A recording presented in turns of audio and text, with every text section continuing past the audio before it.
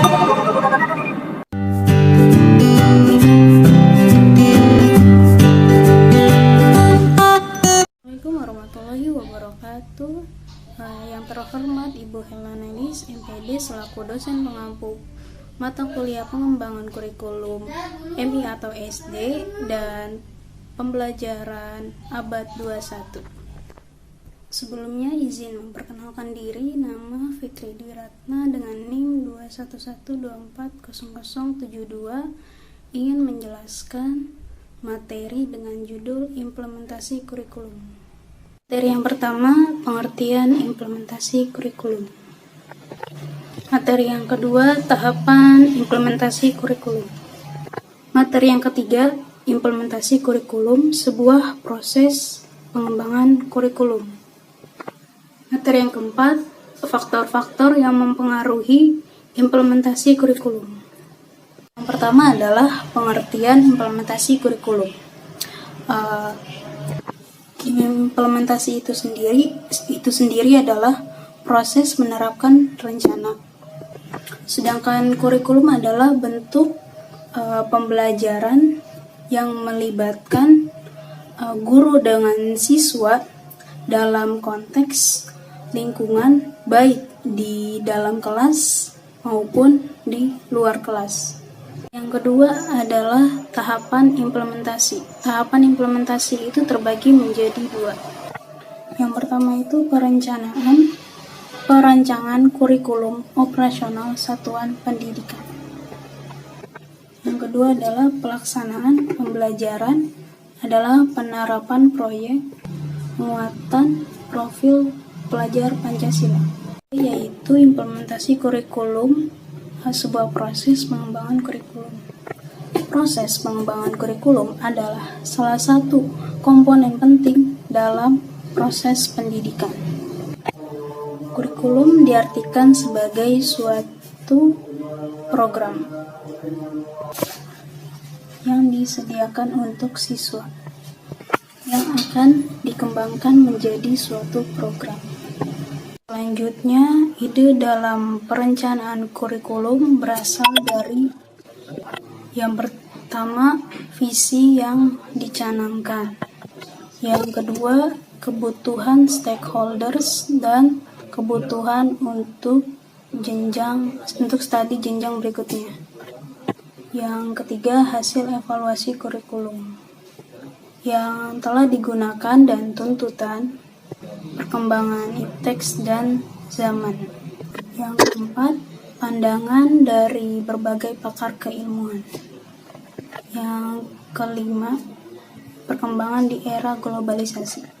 Tahap pengembangan kurikulum dilihat dari berbagai tingkatan. Yang pertama, pengembangan kurikulum dilihat dari tingkat nasional. Yang kedua, pengembangan kurikulum dari tingkat institusi. Yang ketiga, pengembangan kurikulum dari tingkat mata pelajaran.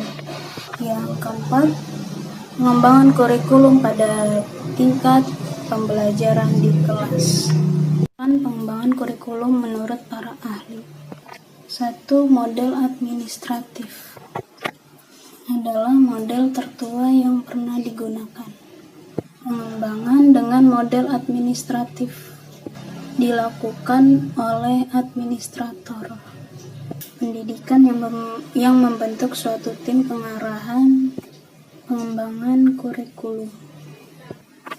Yang kedua, menurut Arich Lewy, adalah proses pengembangan kurikulum yang dilaksanakan melalui beberapa tahapan, sebagaimana yang dikutip dalam buku Dasar-Dasar Pengembangan Kurikulum karya Burhan Nurdianto. Terdiri dari penentuan tujuan umum, perencanaan, uji coba dan revisi, kemudian uji lapangan, pelaksanaan kurikulum, dan pengawasan mutu kurikulum. 3. Menurut Roger, yaitu memilih target yang akan ikut serta dalam kelompok intensif dari sistem pendidikan. Selanjutnya, guru berpartisipasi dalam pengalaman guru. Yang keempat, menurut Taylor, ada 4 tahapan, yaitu mulai dari menentukan tujuan, kurikulum, yang kedua menentukan pengalaman belajar siswa, yang ketiga pengorganisasian, pengalaman belajar, yang keempat penilaian tujuan belajar sebagai komponen yang dijadikan perhatian utama. Menurut Beauchamp, ada 5 tahapan dalam mengembangkan suatu kurikulum. Yang pertama, menetapkan lingkup wilayah yang akan dicakup oleh kurikulum tersebut. Di antaranya sekolah, kecamatan, kabupaten, provinsi, dan negara. Yang keenam, menurut Taba, dimulai dengan mengadakan unit-unit eksperimen bersama guru-guru di dalam unit tersebut. Ini diadakan studi yang seksama tentang hubungan antara teori dan praktik. Yang keempat adalah faktor-faktor yang mempengaruhi implementasi kurikulum. Yang pertama adalah kreativitas, yang kedua adalah kecakapan, yang ketiga adalah kesungguhan, yang keempat ada ketekunan guru. Selanjutnya, faktor yang mempengaruhi keberhasilan proses pengembangan kurikulum, yaitu 1 adalah perguruan tinggi, yang kedua adalah masyarakat, yang ketiga sistem nilai, yang keempat adalah filosofis, yang kelima psikologis, yang keenam sosial budaya, yang ketujuh adalah politik, yang kedelapan adalah pembangunan negara dan perkembangan dunia. Faktor apa saja yang perlu dipertimbangkan oleh seorang guru dalam mengembangkan sebuah kurikulum pembelajaran? Yang pertama, faktor peserta didik. Menurut teori psikologi, bahwa perkembangan setiap anak mempunyai tempo dan irama yang sendiri-sendiri atau yang berbeda-beda. Yang kedua adalah faktor mata pelajaran, bahwa materi kurikulum harus mengikuti perkembangan zaman. Dengan demikian, kurikulum sekolah dapat memenuhi kebutuhan hidup peserta didik. Yang ketiga, faktor pendidik. Peran guru dalam pembelajaran sangatlah penting. Baik tidaknya pelaksanaan tugas guru akan sangat menentukan keberhasilan suatu pendidikan. Yang keempat, faktor pendekatan dan cara mendidik. Faktor pendekatan atau cara dapat dipandang sebagai 2 hal yang mirip atau bisa dibilang hampir sama. Faktor-faktor apa saja yang menentukan keberhasilan sekolah? Yaitu adalah ditentukan oleh faktor pendidik dan tenaga kependidikan, kurikulum, konteks atau lingkungan peserta didik, dan yang terakhir adalah proses pembelajaran.